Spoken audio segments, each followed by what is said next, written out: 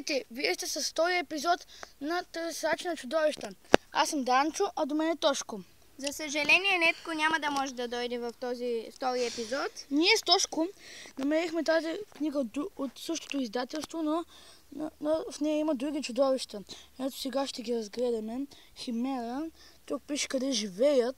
Същото е, но малко по-различно. Най-важното в този втори епизод, скъпи приятели, е, че ние с двамата с Данчо ще се качим до върха на Калната алея и ще разберем дали завинаги там има човешки път или може би вълци и кучета. Да, дали има път, по който хората спокойно могат да минават, или има вълци, кучета и змии. Добре, още малко ще поизгледаме и ще тръгнем. Ето тук има всякакви чудовища. Добре, Данчо, хайде време е да тръгваме нагоре. Хайде време е да тръгваме.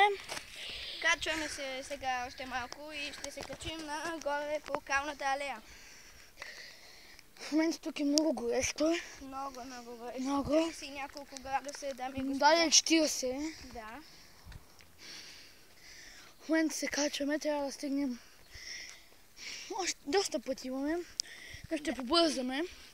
Да, защото тук не е от най-приятните места за ходене. Да. Тази врата отново е затворена. Да. Наистина отново е затворена. И продължаваме. И качваме лека по лека нагоре. От двете страни се чуват звуци на змии, но това много не ни притеснява. Най-важното е да разберем какво има горе. И виждам къде.